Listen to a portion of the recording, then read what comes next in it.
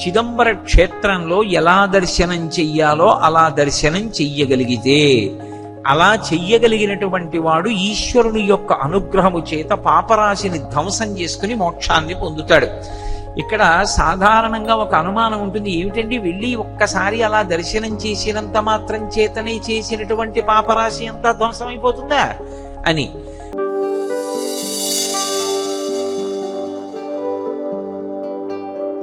తరించాలనేటటువంటి అనురక్తి ఒకటి ఉంటే, తరించుట అన్న మాటకు అర్థం ఏమిటంటే దాటుట అని.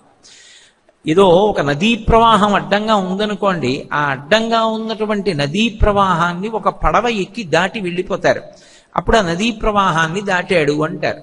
అలాగే మళ్ళీ మళ్ళీ పుట్టి మళ్ళీ మళ్ళీ శరీరం విడిచిపెట్టవలసినటువంటి దుర్గతి నుండి దాటిపోవాలి అంటే ఆ భగవంతుని యొక్క అనుగ్రహంతో జనన మరణ చక్రాన్ని, ప్రవాహాన్ని ఎవరు దాటుతారో వాళ్ళు తరించారు అంటారు.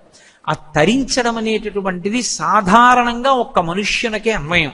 ఎక్కడో శ్రీకాళహస్తి లాంటి క్షేత్రాల్లో ఒక పాము, సాలెపురుగు, ఏనుగు వంటివి తరించి ఉండి ఉండవచ్చు.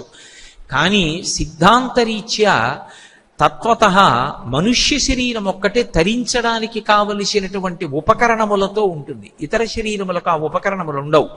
దానికి ప్రధానమైనది ఏది అంటే జ్ఞానము, తెలుసుకుని అనుష్ఠానం చేసేటటువంటి శక్తి ఒక్క మనుష్య శరీరానికే. అయ్యా మేమేమో కామక్రోధాది అరిషడ్వర్గానికి, ఇంద్రియముల యొక్క ప్రలోభానికి వశమైపోయి ఆకర్షింపబడుతున్నాం. మరి ఎలా? నేను తరించడానికి ఏమైనా సులభమైన మార్గం ఇంకొకటి ఉంటుందా? చెప్పవలసింది అని అడిగారు. అడిగితే ఒకానొకనాడు పరమశివుడు అనుజ్ఞ ఇచ్చాడు. దర్శనాత్ భ్రసదసి జననాత్ కమలాలయే కాశ్యాంతు మరణాన్ముక్తి స్మరణాత్ అరుణాచలే. ఈ 4 శైవక్షేత్రాలే. ఈ 4 మొట్టమొదటిది దర్శనాదభ్రసదసి. మీరు వెళ్ళి చిదంబర క్షేత్రంలో ఎలా దర్శనం చెయ్యాలో అలా దర్శనం చెయ్యగలిగితే, అలా చెయ్యగలిగినటువంటి వాడు ఈశ్వరుని యొక్క అనుగ్రహము చేత పాపరాశిని ధ్వంసం చేసుకుని మోక్షాన్ని పొందుతాడు.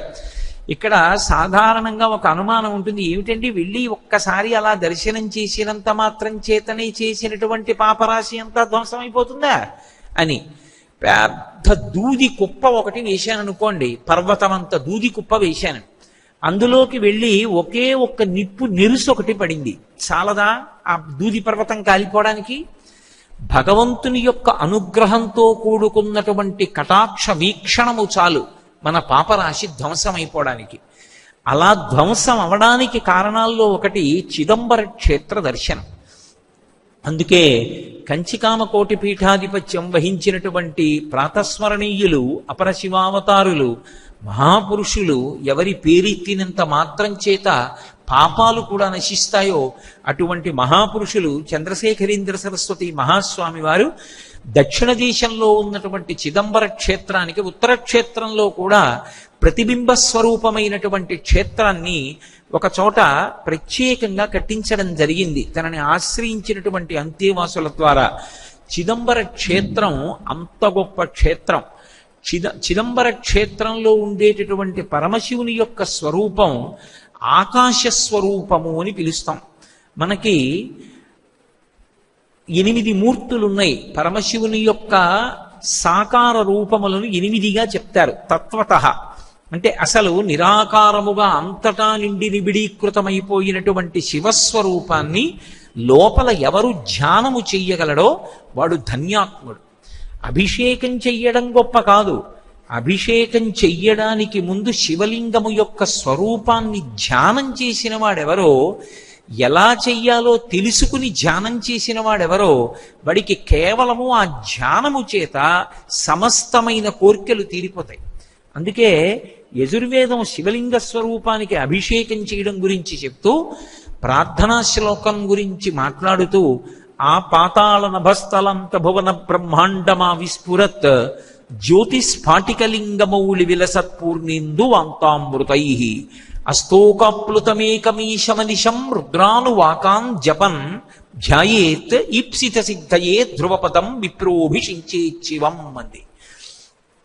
పాతాళం నుంచి ఆ పైకి నిండిపోయినటువంటి అంతరిక్షం వరకు నిబిడీకృతమైపోయినటువంటి శివలింగ స్వరూపం ఒక గుడ్డు ఆకారంలో ఉంటుంది. బ్రహ్మ అండము. ఆ అండాకృతిలో ఉండేటటువంటి ఈ బ్రహ్మాండానికి అంతటికీ పైన చంద్రబింబం ఉండి అందులోంచి అమృతధారలు పడుతుంటాయి.